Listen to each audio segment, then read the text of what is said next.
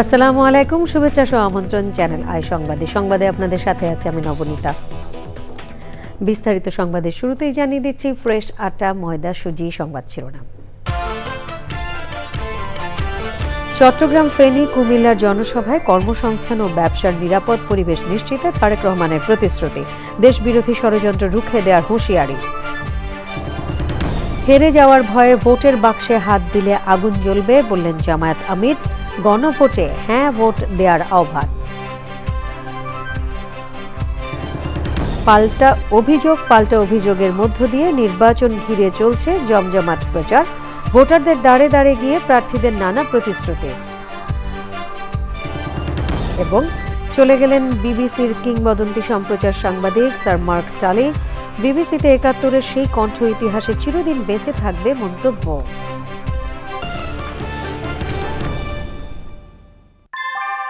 ভূমিকম্প সহনীয় most durable দেশের প্রথম থার্মেক্স রড সালাম স্টিল বোঝে ডিউরেবিলিটি। সালাম স্টিল, মোস্ট ডিউরেবল স্টিল। সংবাদ শিরোনামগুলো জানাচ্ছিলাম। এখনকার সংবাদ আয়োজন একই সঙ্গে চ্যানেল আইয়ের ইউটিউব চ্যানেল এবং চ্যানেল আইয়ের ওটিটি প্ল্যাটফর্ম আই স্ক্রিনে লাইভ স্ট্রিমিং হচ্ছে। যাচ্ছি পুরো সংবাদ এবং শুরুতেই জাতীয় সংসদ নির্বাচন ২০২৬ কাউন্টডাউন।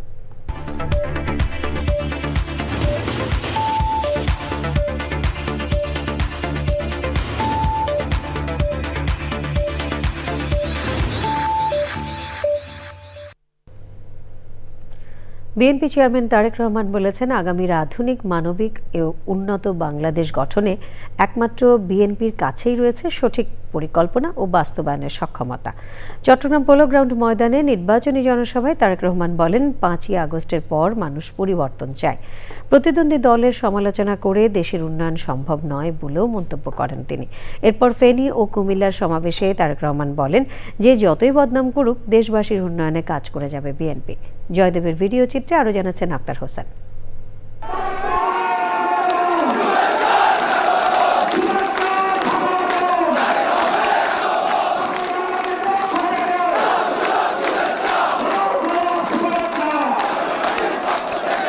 নির্বাচনী প্রচারণায় তারেক রহমানের চট্টগ্রাম সফরের দ্বিতীয় দিনে বিএনপি নেতাকর্মীদের পদচারণায় জনসমুদ্র ঐতিহাসিক পোলো গ্রাউন্ড ময়দান ও এর আশপাশের এলাকা।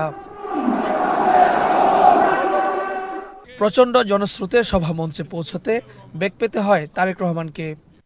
সরকার গঠন করলে স্থানীয় সমস্যাকে গুরুত্ব দিয়ে কর্মসংস্থান সৃষ্টি, সামাজিক নিরাপত্তা ও নিরাপদ পরিবেশ নিশ্চিতের কথা বলেন তারেক রহমান।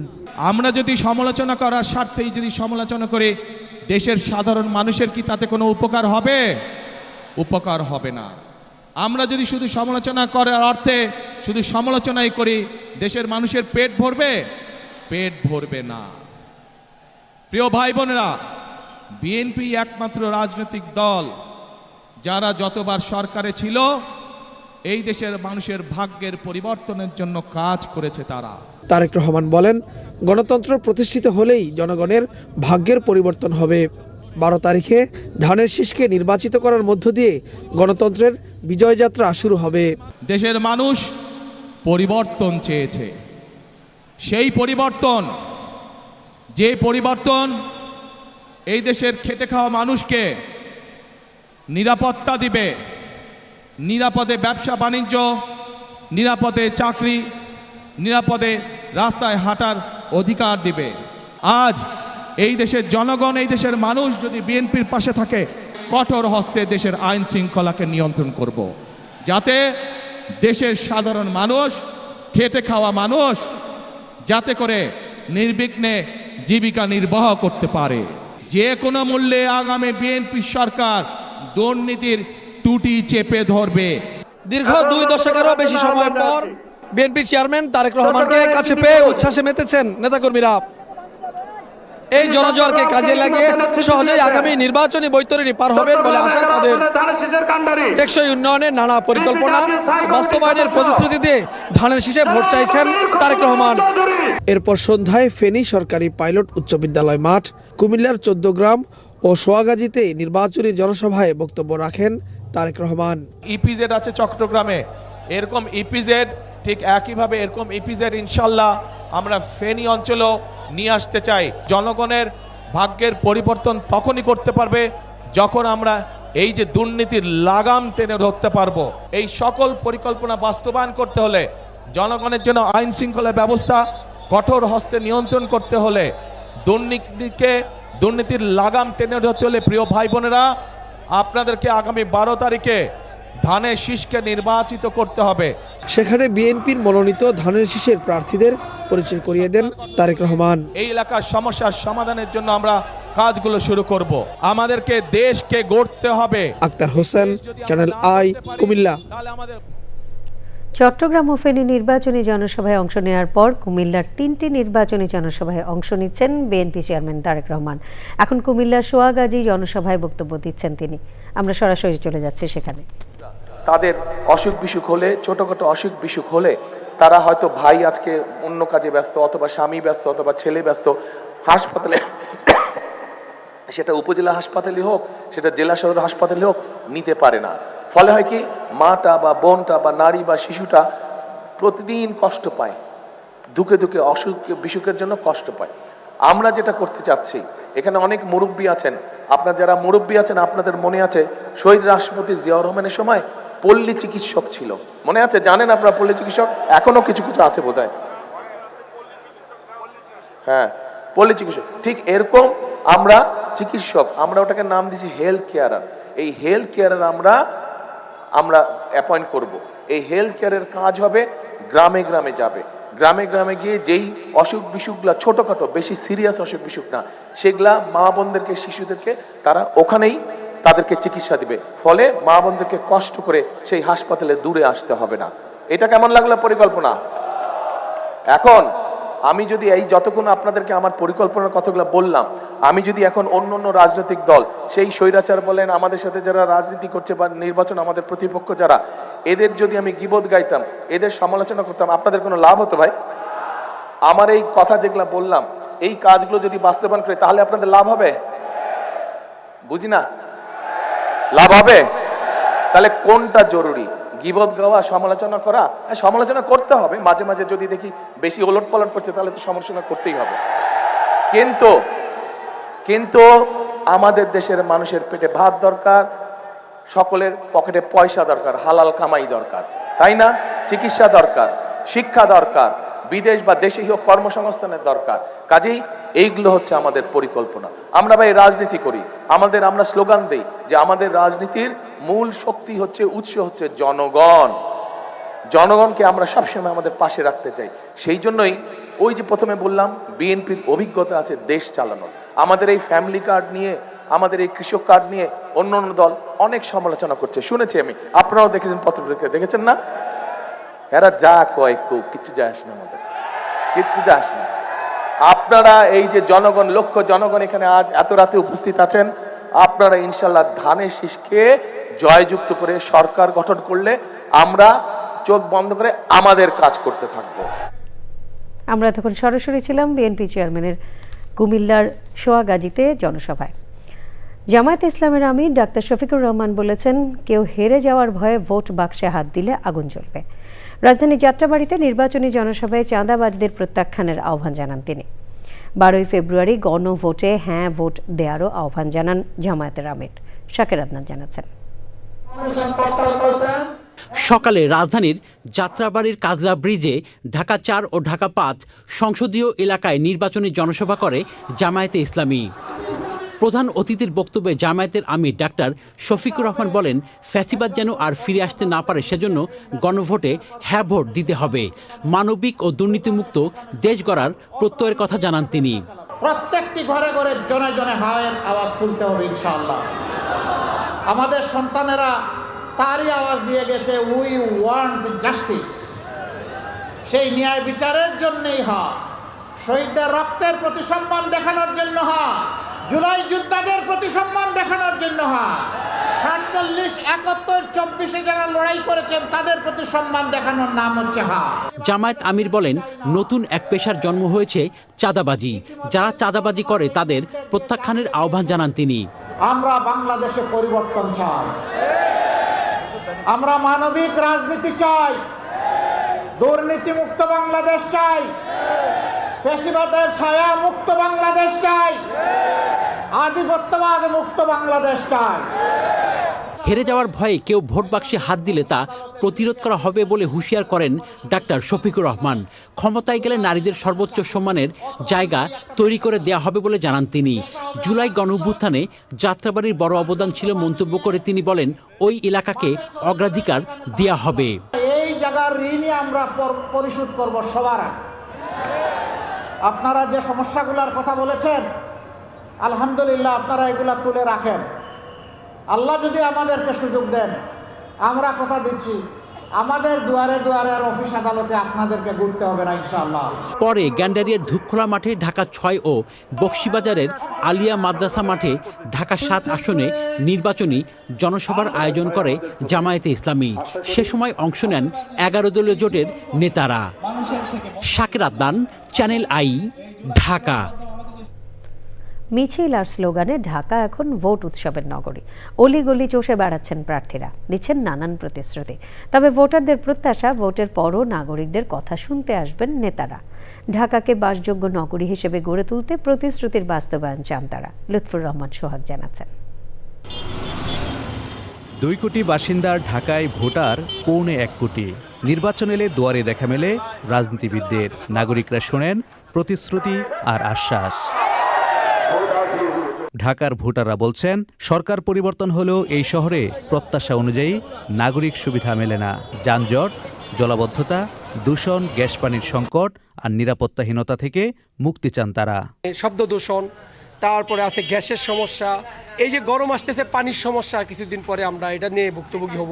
সন্ত্রাস দমন, মাদক উচ্ছেদ, এগুলো আমরা এলাকাবাসী আশা করি। মেশিন চালিত রিক্সা, এদের জন্য হাঁটা যায় না। ঢাকাবাসীর অভিযোগ, প্রার্থীরা ভালো প্রতিশ্রুতি দিয়ে নির্বাচিত হলেও খুব কম ক্ষেত্রেই তা বাস্তবায়ন করেন।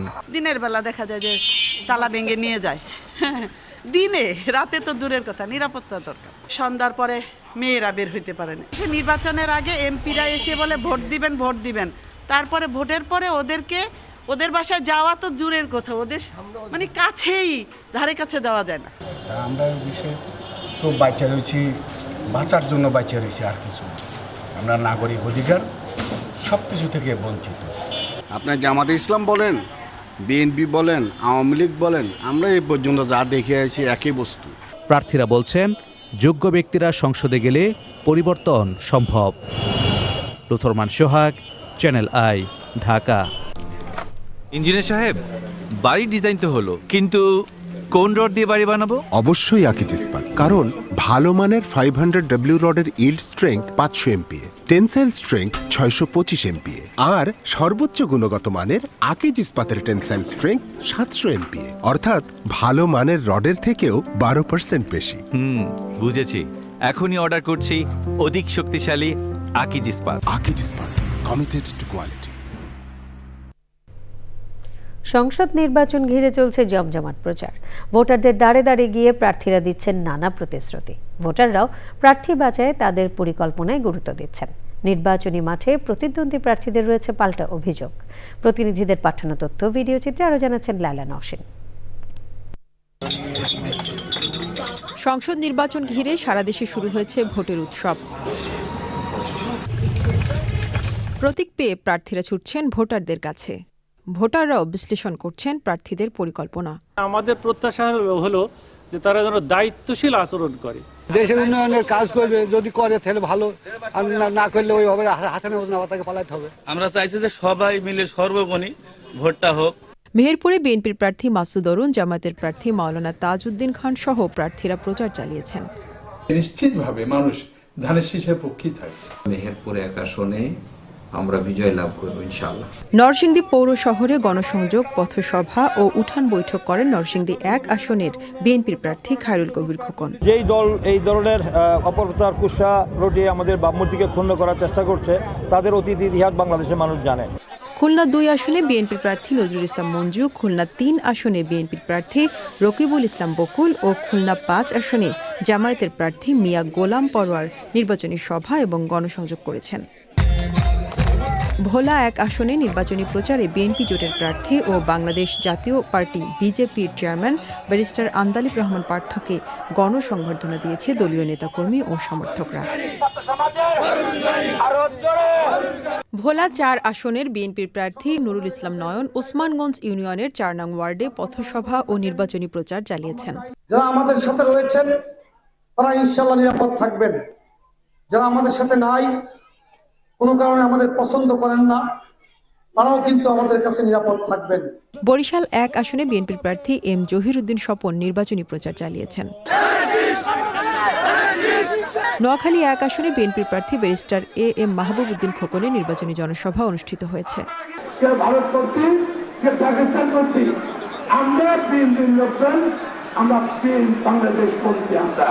গাজীপুর ১ আসনকে টেকসই পরিবেশ বান্ধব নগরী হিসেবে গড়ার প্রতিশ্রুতি দিয়ে পথসভা করেছেন বিএনপির প্রার্থী সাবেক মেয়র মুজিবুর রহমান। পরিবেশ বান্ধব একটা সুন্দর নগরী গড়ব।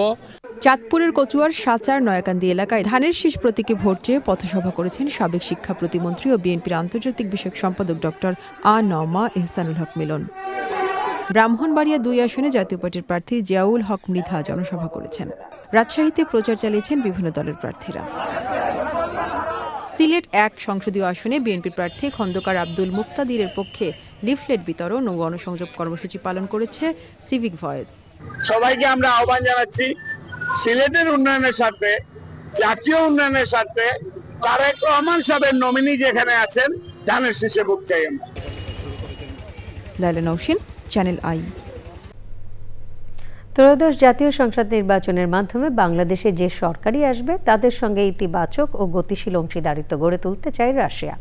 ২৫শে জানুয়ারি বাংলাদেশ ও রাশিয়ার সম্পর্কে ৫৪ বছর পূর্তির দিনে নিজেদের ভেরিফাইড ফেসবুক পেজে এক বার্তা দেন রাশিয়ার রাষ্ট্রদূত Alexander cuisine.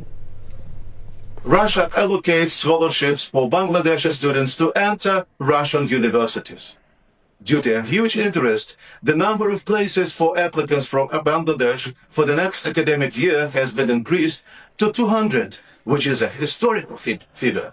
Russia aspires to continue the traditions of dynamic partnership and positive engagement with the next government that comes to power as the result of the 13th parliamentary elections in Bangladesh. Long live Russia-Bangladesh friendship. Russia-Bangladesh বন্ধুত্ব চিরজীবী হোক। এবার অন্যান্য সংবাদ।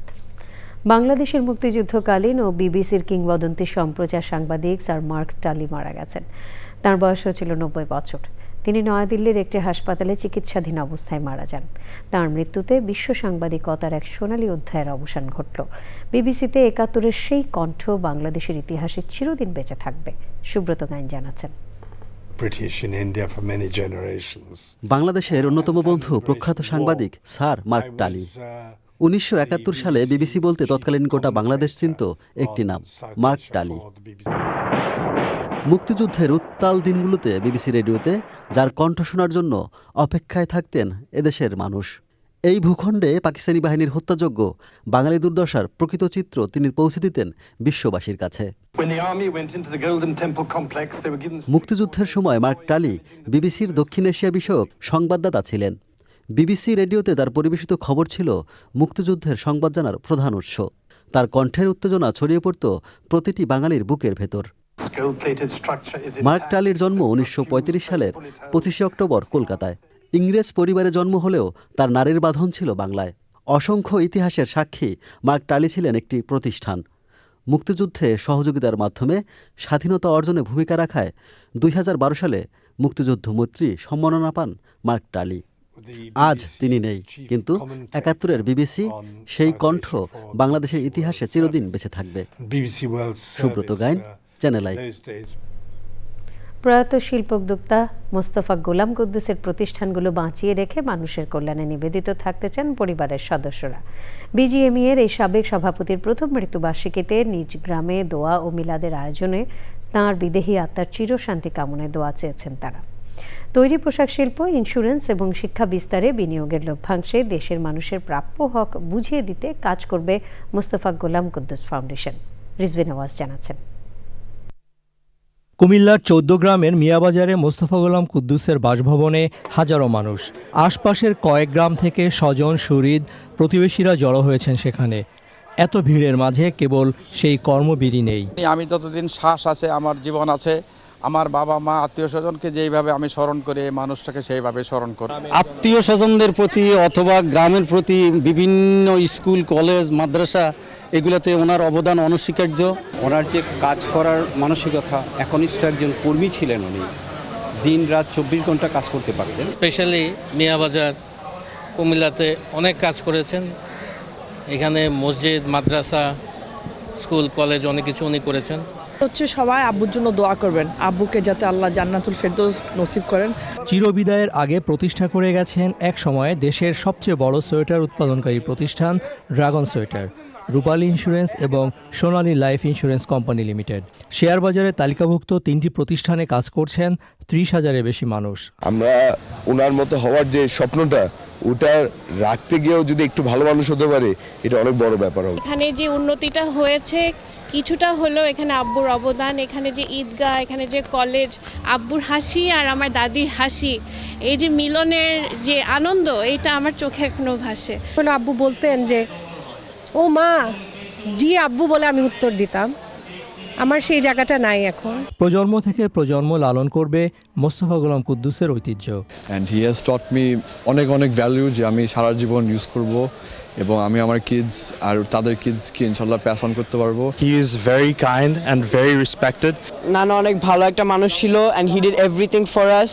We're here now because of Nana. One way we can still keep him alive is by keeping it in our memories. দাদা অনেক একটা grateful মানুষ ছিল, অনেক একটা বড় একটা হার্ট ছিল। আমরা সবাই আমার দাদাকে we can keep him in our thoughts, in our prayers. 2025 সালের 25শে জানুয়ারি মারা যান শিল্পোদ্যোক্তা মোস্তফা গোলাম কুদ্দুস। রিজভিনা ওয়াজ, চ্যানেল আই, ঢাকা। সংবাদে এই পর্যায়ে নিয়ে নিচ্ছি খানিকক্ষণের বিরতি, আর বিরতির পর অন্যান্য সংবাদের সাথে জানিয়ে ফিরব।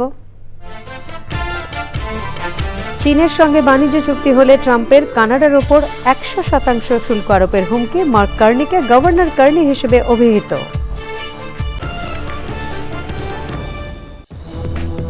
বিরতির পর আমন্ত্রণ আরও একবার। বাগেরহাটে জানাজার নামাজ শেষে কারাবন্দী ছাত্রলীগ নেতা জুয়েল হাসান সাদ্দামের স্ত্রী ও 9 মাসের শিশু সন্তানকে পাশাপাশি দাফন করা হয়েছে।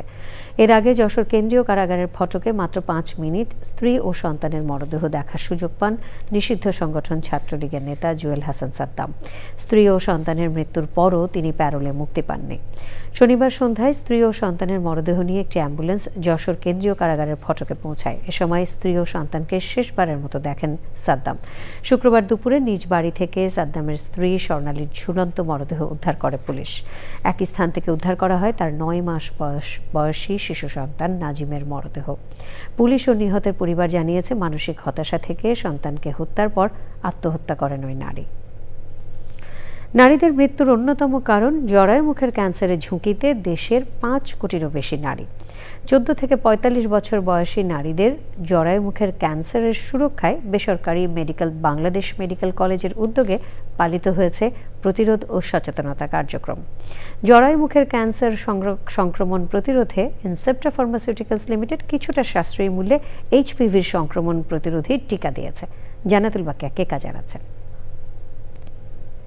দেশে এখনও বিপুল সংখ্যক মেয়েদের বাল্যবিয়ে হচ্ছে। চরম অপুষ্টির শিকার মেয়েরা অল্প বয়সে মা হচ্ছে।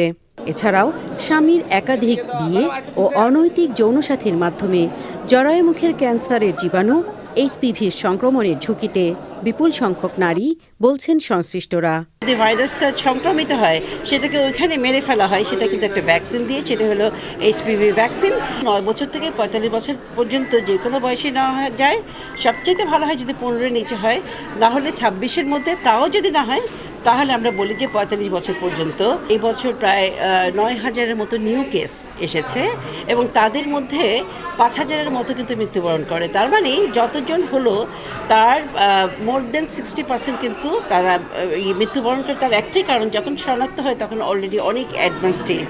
রাজধানীতে বেসরকারি বাংলাদেশ মেডিকেল কলেজের উদ্যোগে শিক্ষার্থী ও অন্য নারীদের জন্য জরায়ুমুখের টিকা দেওয়ার আয়োজন করা হয়। পরে জরায়ুমুখের ক্যান্সার ও টিকার প্রয়োজনীয়তা নিয়ে আলোচনা করেন বিশেষজ্ঞরা। 28 জন মানুষ প্রতিদিন এই জরায়ুমুখের ক্যান্সারে মৃত্যুবরণ করে। খুবই প্যাথেটিক, আসলে কি আমরা এটা জানতাম না। কথা বলতে বলতে ম্যাডাম বললেন, এই যে 2 ঘন্টা ধরে আমরা এখানে কথা বলছি, এর মাঝখানে 2 জন মৃত্যুবরণ করেছে। চিন্তা করে দেখেন কতটুকু ভয়াবহ এই কথাটা। আজকে আমাকে একাত্মতা ঘোষণা করতে হচ্ছে, গাইনি অফিসের সাথে আমি থাকবো। International agency for research on ক্যান্সারের পরিসংখ্যান তুলে ধরে চিকিৎসকরা বলছেন, বছরে প্রায় 18,000 নারী জরায়ুমুখের ক্যান্সারে আক্রান্ত হন। এর মধ্যে প্রায় 1,500 নারীর মৃত্যু হয়।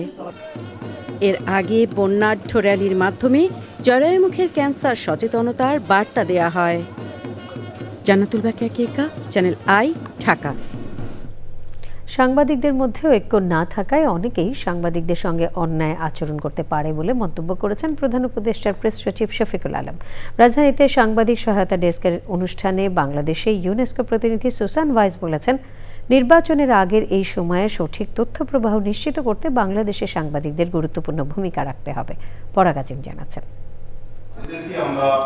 সৎ, বস্তুনিষ্ঠ, জনস্বার্থমূলক ও নৈতিক সাংবাদিকতার কারণে মামলাসহ হয়রানির শিকার সাংবাদিকদের জন্য আইনি সহায়তা কার্যক্রম সাংবাদিক সাপোর্ট ডেস্ক, ইউনেস্কোর global media defence fund GMDF এতে সহায়তা করছে।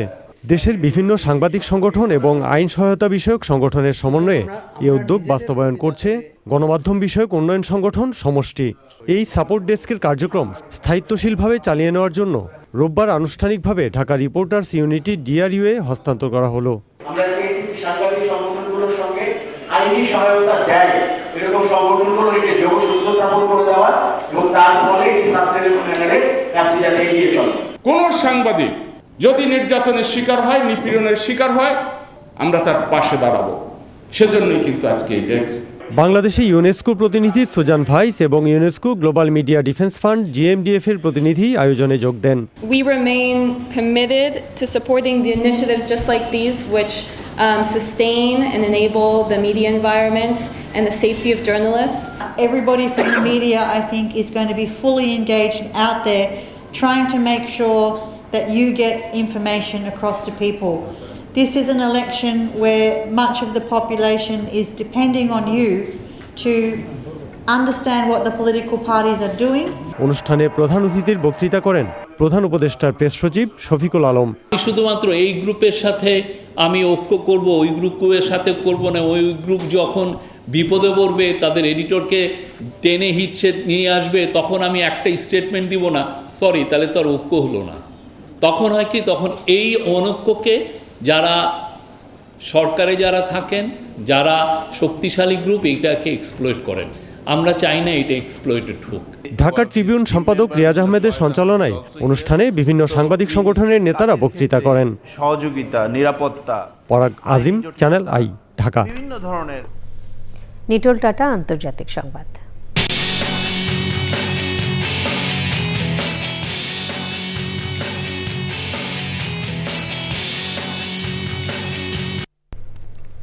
চীনের সঙ্গে ঘোষিত বাণিজ্য চুক্তি এগিয়ে নিলে কানাডার উপর 100% শুল্ক আরোপের হুমকি দিয়েছেন যুক্তরাষ্ট্রের প্রেসিডেন্ট ডোনাল্ড ট্রাম্প।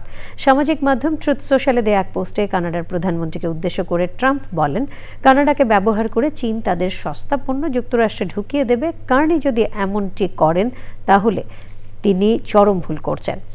ট্রাম্প আরও বলেন, যদি কানাডা চীনের সঙ্গে বাণিজ্য চুক্তি করে তাহলে যুক্তরাষ্ট্রে আসা কানাডিয়ান সকল পণ্যের তাৎক্ষণিক 100% শুল্ক আরোপ করা হবে। ট্রুথ সোশ্যালের পোস্টে ট্রাম্প মার্ক কার্নিকে প্রধানমন্ত্রী হিসেবে অভিহিত না করে গভর্নর কার্নি হিসেবে অভিহিত করেন। দ্বিতীয় মেয়াদে ক্ষমতা গ্রহণের পর থেকে কানাডাকে যুক্তরাষ্ট্রের 51তম অঙ্গরাজ্য হিসেবে অভিহিত করে আসছেন ট্রাম্প। এদিকে কানাডা যুক্তরাষ্ট্র বাণিজ্য বিষয়ক কানাডিয়ান মন্ত্রী ডমিনিক লেব্লাঙ্ক এক্সে বলেছেন, চীনের সঙ্গে মুক্ত বাণিজ্য করার ক্ষেত্রে তাদের তোড়জোড় নেই। যুক্তরাষ্ট্রের মিনেসোটা অঙ্গরাজ্যের মিনিয়াপলিসে অভিবাসন বিরোধী অভিযানের সময় ফেডারেল অভিবাসন কর্মকর্তাদের গুলিতে অ্যালেক্স প্রেটি নামের 37 বছর বয়সী এক ব্যক্তি নিহত হয়েছেন। মিনিয়াপলিস পুলিশ প্রধান ব্রায়ান ওহারা জানিয়েছেন, প্রেটির শরীরে একাধিক গুলির চিহ্ন পাওয়া গেছে। তিনি মিনিয়াপলিসের বাসিন্দা এবং যুক্তরাষ্ট্রের নাগরিক। এই ঘটনায় শহরটিতে নতুন করে উত্তেজনা ছড়িয়ে পড়েছে। প্রেটির মৃত্যুর ঘটনায় তীব্র নিন্দা জানিয়েছেন মিনেসোটার গভর্নর ও মেয়র। সুদীপ্তা মাহমুদ জানাচ্ছেন।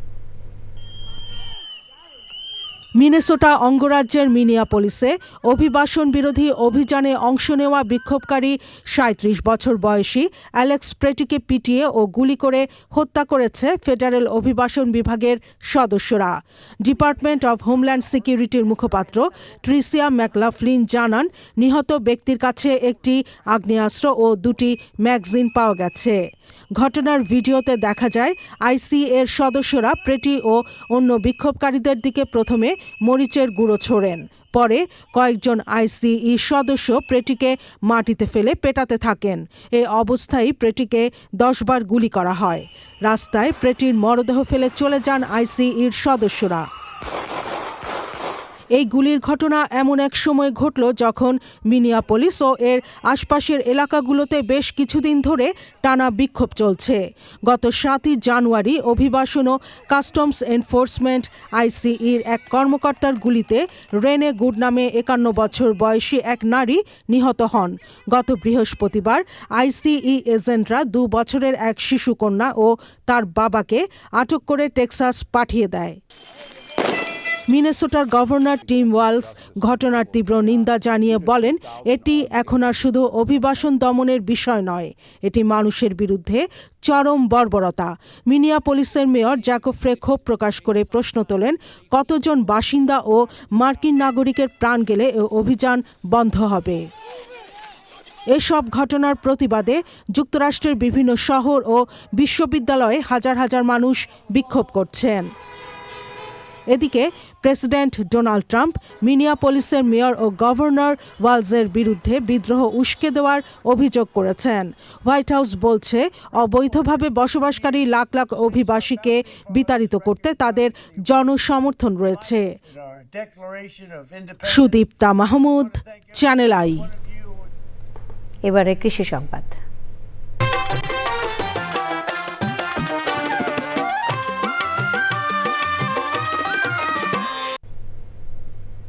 বাজারে ভোজ্য তেলের দাম ক্রমাগত বাড়তে থাকায় শরীয়তপুরে উন্নত জাতের তেল ফসলের আবাদ বৃদ্ধি পাচ্ছে। এই অঞ্চলের জমি সরিষা আবাদের উপযোগী হওয়ায় বেড়েছে উন্নত জাতের সরিষার চাষ। 5 বছরে শরীয়তপুরে 3500 হেক্টর জমিতে সরিষার আবাদ বেড়েছে। শরীয়তপুর প্রতিনিধি এস.এম. মুজিবুর রহমানের রিপোর্ট। সরকারের নির্দেশনা অনুযায়ী কৃষি সম্প্রসারণ অধিদপ্তর নিরাপদ ভোজ্য তেলের চাহিদা পূরণে তেল ফসল উৎপাদন বাড়াতে প্রণোদনা সহ মাঠ পর্যায়ে কারিগরি সহায়তা ও পরামর্শ দিয়ে যাচ্ছেন। সরকারি সহায়তায় শরীয়তপুরের কৃষকেরা অধিক তেল উৎপাদনকারী জাতের সরিষা আবাদ বৃদ্ধি করেছেন। এর মধ্যে রয়েছে বাড়ি সরিষা 14, 15, 17, 18 ও বিনা সরিষা 14। স্থানীয় জাতের চেয়ে এই সকল জাতের সরিষায় কেজি প্রতি 50 গ্রাম থেকে 100 গ্রাম পর্যন্ত বেশি তেল পাওয়া যায়। উন্নত জাতের সরিষা করিয়া 55 থেকে 50 কেজি সরিষা আমরা পাই। মাগি সরষা করতাম, ওইতে মনে হয় 1 মণ সরষা বাঙাইলে পাইতাম তেল পাইতাম 12 থেকে 13 কেজি।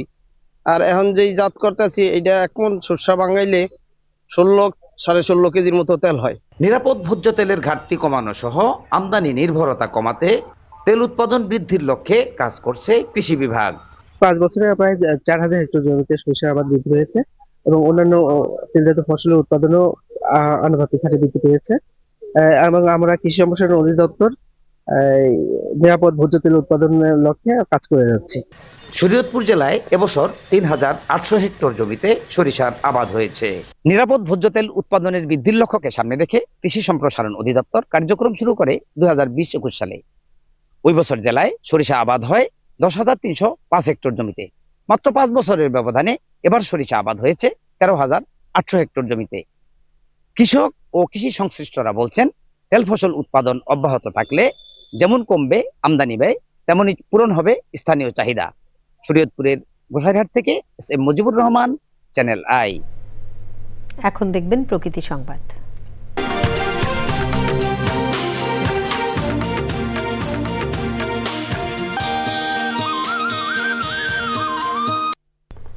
নরসিংদীর মেঘনা নদীর তীরবর্তী নাগরিয়াকান্দি এখন ফুলের রাজ্য। বাহারি রঙের নানা জাতের ফুলে ফুলে সুশোভিত প্রকৃতি পরিবেশ। ফুলের মোহনীয় সৌন্দর্যে হারিয়ে যেতে প্রতিদিনই ভিড় করছেন প্রকৃতিপ্রেমীরা। ফুলের রঙে রাঙিয়ে নিচ্ছেন নিজেদের। সুমন রায় জানাচ্ছেন।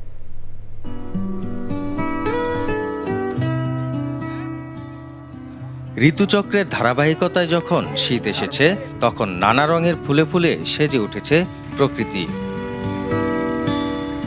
সূর্যমুখীর হলুদ আভা, কসমসের বাহারি রং আর রংবাহারি পিটুনিয়ায় সুশোভিত নাগরিয়াকান্দির আপন হাউস। ফুলের সৌন্দর্য উপভোগে দেশের বিভিন্ন প্রান্ত থেকে ছুটে আসছেন প্রকৃতিপ্রেমীরা। মনোমুগ্ধকর দৃশ্য এবং পাশের নদী, খুব ভাল লাগছে। এখানে তো সানফ্লাওয়ার আছে, তারপরে ভাইরালে কসমস ফুলের বাগানটা আছে, এই জন্য সবাইকে নিয়ে ঘুরতে আসছে। প্রকৃতির সাথে আমাদের মেশা হয় নাই, তো আজকে আসার পরে অনেক ভালো লাগছে। এখানে আসার কারণ হচ্ছে গিয়ে শীতকালীন ফুলের সৌন্দর্যতা দেখার জন্য। মেঘনা নদীর পাশে মানে কসমস ফুল, মানে সূর্যমুখী বাগান, আপন হাউস, মানে এটা দেখার জন্যই আমরা ফ্যামিলি নিয়ে আসছি আর কি। ফুলের রাজ্যে প্রশান্তি খুঁজে ফিরছেন দর্শনার্থীরা। সূর্যমুখী ফুলের সিজন কোনটা কখন হয় এটা আমি জানতাম না, কিন্তু এখানে আসার পর আমি জানতে পেরেছি। এখানে প্রাকৃতিক সৌন্দর্য অনেক, নিয়ে ঘুরতে একটু ভালোই লাগতেছে। এখানে সৌন্দর্যের পাশাপাশি এমন আয়োজন বার্তা দেয় প্রকৃতি ও পরিবেশ রক্ষার। সারা বাংলাদেশে অনেক পার্ক, রেস্টুরেন্ট পাবেন, অনেক থিম পার্ক আছে, অনেক কিছু আছে, কিন্তু ফুল দিয়ে সাজানো এরকম খুব একটা পাবেন না। সারা দেশের মানুষ এখন নরসিংদীমুখী হচ্ছে। শহুরে যান্ত্রিক জীবনের একঘেয়েমি দূর করে নিমিষেই মন ভালো করে দিতে পারে প্রকৃতির অনন্য উপহার বাহারি ফুল। তাই তো সারা দেশে ফুলের এমন রাজ্য গড়ে তোলার আহ্বান প্রকৃতিপ্রেমীদের। নরসিংদী থেকে সুমন রায়, চ্যানেল আই। এবারে ঢাকা ব্যাংক পিএলসি বাণিজ্য সংবাদ।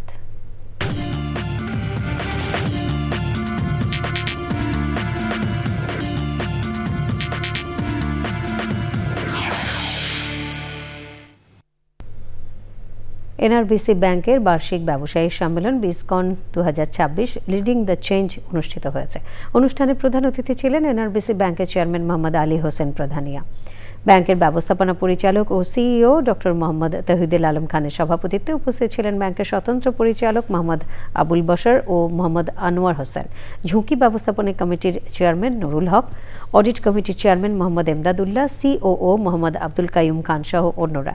এছাড়াও ব্যাংকের বিভিন্ন বিভাগীয় জোনাল প্রধান সহ সারা দেশের শাখা ও উপশাখার প্রধানগণ সম্মেলনে অংশ নেন। সম্মেলনে 2025 সালের ব্যাংকের সামগ্রিক ব্যবসায়িক কার্যক্রম পর্যালোচনার পাশাপাশি 2026 সালের সম্ভাবনা, ব্যবসায়িক লক্ষ্যমাত্রা এবং কৌশলগত অগ্রাধিকার নিয়ে আলোচনা হয়। সংবাদের সময় হলো আবারও বিরতির। আর বিরতির পর যখন ফিরছি তখন থাকছে লালমনিরহাট ও চুয়াডাঙ্গায় বিএনপি জামায়াত কর্মীদের সংঘর্ষে আহত 28, ময়মনসিংহের ভালুকায় বিএনপি ও স্বতন্ত্র প্রার্থীর সমর্থকদের সংঘর্ষের পর ভাঙচুর ও আগুন।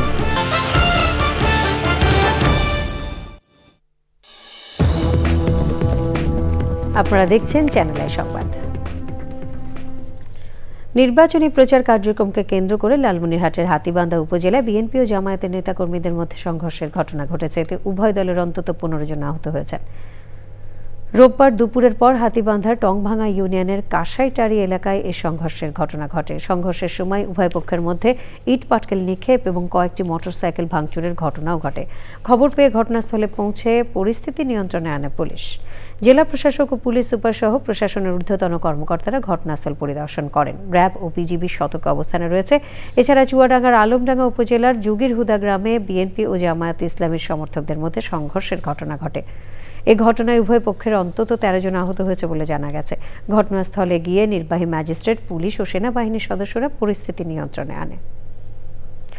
ময়মনসিংহের ভালুকায় বিএনপি প্রার্থী ফখরুদ্দিন আহমেদ বাচ্চু ও স্বতন্ত্র প্রার্থী মোর্শেদ আলমের সমর্থকদের মধ্যে সংঘর্ষ, ধাওয়া পাল্টা ধাওয়া এবং অফিস ভাঙচুর, অগ্নিসংযোগের ঘটনা ঘটেছে।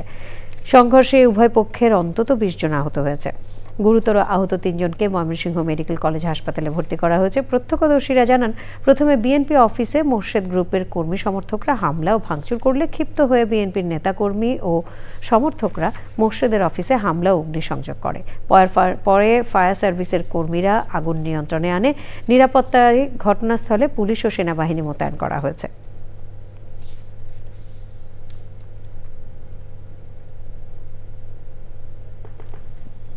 পরিবেশ রক্ষা, টেকসই উন্নয়নের বার্তা নিয়ে নটরডেম কলেজে 2 দিনের 16তম জাতীয় পরিবেশ সম্মেলনের সমাপনী হয়েছে। কলেজের নেচার স্টাডি ক্লাবের আয়োজনে বক্তারা বলেন, নিরাপদ ও বাসযোগ্য পৃথিবী গড়তে পরিবেশ বান্ধব প্রযুক্তির ব্যবহার ও দায়িত্বশীল জীবনাচার নিশ্চিত জরুরি। জলবায়ু পরিবর্তনের প্রভাব মোকাবেলা এবং বাস্তুতন্ত্র সংরক্ষণে এখনই কার্যকর উদ্যোগ নিতে হবে বলেও মত দেন তারা। আয়োজনে বিভিন্ন ক্যাটাগরিতে শিক্ষার্থীদের পুরস্কার দেওয়া হয়। অনুষ্ঠানে নটরডেম কলেজের গভর্নিং বডির চেয়ারম্যান সহ কলেজ প্রশাসনের ঊর্ধ্বতন কর্মকর্তা, শিক্ষক ও বিভিন্ন শিক্ষা প্রতিষ্ঠানের শিক্ষার্থীরা উপস্থিত ছিলেন। সারা দেশের 200 শিক্ষা প্রতিষ্ঠানের প্রায় 1,500 শিক্ষার্থী সম্মেলনে অংশ নেন। সম্মেলনের মিডিয়া পার্টনার চ্যানেল আই। সংবাদে আবারও নিয়ে নিচ্ছে বিরতি, আর বিরতির পর খেলার খবরে থাকছে প্রথম সাফ। আপনারা দেখছেন চ্যানেল আই সংবাদ। বাংলাদেশ সাংবাদিক ঐক্য পরিষদ BJUCর আয়োজনে জাতীয় নির্বাচনে গণমাধ্যমের ভূমিকা শীর্ষক আলোচনা সভা ও BJUC ফ্যামিলি ডে অনুষ্ঠিত হয়েছে। নারায়ণগঞ্জে BJUCর কার্যকরী সভাপতি সাংবাদিক মিডিয়া ব্যক্তিত্ব রাজু আলিমের সভাপতিত্বে অনুষ্ঠানের প্রধান অতিথি ছিলেন নারায়ণগঞ্জ 5 আসনের সংসদ সদস্য প্রার্থী অ্যাডভোকেট আবুল কালাম, হানিফ পরিবহনের স্বত্বাধিকারী মোহাম্মদ হানিফ, BJUCর চেয়ারম্যান সাব্বির আহমেদ রনি, শফিকুর রহমান, মোহাম্মদ বশিরুজ্জামান খান, নজরুল ইসলাম হান্নান, অশোক ধর সহ অন্যরা। এবারে খেলার খবর।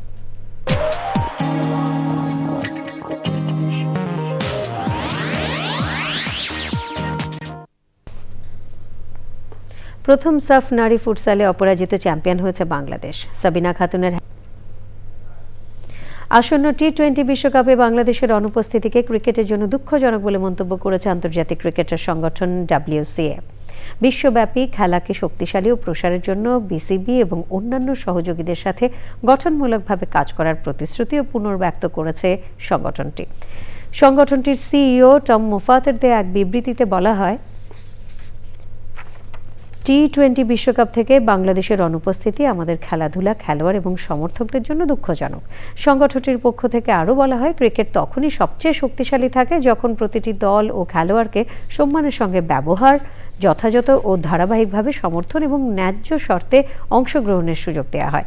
বিভাজনের রীতি বর্জন করে ক্রিকেটের স্বার্থে ঐক্যবদ্ধভাবে কাজ করারও আহ্বান জানানো হয় বিবৃতিতে। টি-20 বিশ্বকাপের জন্য 15 সদস্যের স্কোয়াড ঘোষণা করেছে পাকিস্তান। তবে আসন্ন টি-20 বিশ্বকাপে অংশগ্রহণ নিয়ে এখনও পূর্ণ নিশ্চয়তা দেয়নি দেশটি। তাদের ক্রিকেট বোর্ডের প্রেসিডেন্ট মহসিন নকভি শনিবারই জানিয়েছিলেন, বৈশ্বিক এই আসর থেকে বাংলাদেশকে অন্যায়ভাবে বাদ দেওয়া হয়েছে। এর প্রতিবাদও জানিয়েছে পিসিবি। তাই পাকিস্তানের শেষ সিদ্ধান্ত পর্যন্ত অপেক্ষা করতেই হচ্ছে। এদিকে পাকিস্তানের বিশ্বকাপ দল থেকে বাদ দেওয়া হয়েছে সাম্প্রতিক সময়ে নেতৃত্ব দেওয়া উইকেট কিপার ব্যাটসম্যান মোহাম্মদ রিজওয়ানকে। ফিরিয়ে আনা হয়েছে তারকা ব্যাটসম্যান ও সাবেক অধিনায়ক বাবর আজমকে। সালমান আগার নেতৃত্বে বিশ্বকাপ খেলবে পাকিস্তান। এই দলে অধিনায়ক সহ 6 জন আছেন যারা প্রথমবার বিশ্বকাপে খেলবেন। 7 ফেব্রুয়ারি নেদারল্যান্ডসের বিপক্ষে ম্যাচ দিয়ে টি-20 বিশ্বকাপ শুরু হবে পাকিস্তানের। এরই সাথে সংবাদের শেষ ভাগে আমরা সবশেষে ফ্রেশ আটা, ময়দা, সুজি সংবাদ শিরোনামগুলো জানিয়ে দিচ্ছি আরও একবার। চট্টগ্রাম, ফেনী, কুমিল্লার জনসভায় কর্মসংস্থান ও ব্যবসার নিরাপদ পরিবেশ নিশ্চিতে তারেক রহমানের প্রতিশ্রুতি, দেশবিরোধী ষড়যন্ত্র রুখে দেওয়ার হুঁশিয়ারি। হেরে যাওয়ার ভয়ে ভোটের বাক্সে হাত দিলে আগুন জ্বলবে বললেন জামায়াত আমির। গণভোটে হ্যাঁ ভোট দেওয়ার আহ্বান। অভিযোগ পাল্টা অভিযোগের মধ্য দিয়ে নির্বাচন ঘিরে চলছে জমজমাট প্রচার। ভোটারদের দ্বারে দ্বারে গিয়ে প্রার্থীদের নানা প্রতিশ্রুতি। এবং চলে গেলেন বিবিসির কিংবদন্তি সম্প্রচার সাংবাদিক স্যার মার্ক টালি। বিবিসিতে 71-এর সেই কণ্ঠ ইতিহাসে চিরদিন বেঁচে থাকবে মন্তব্য।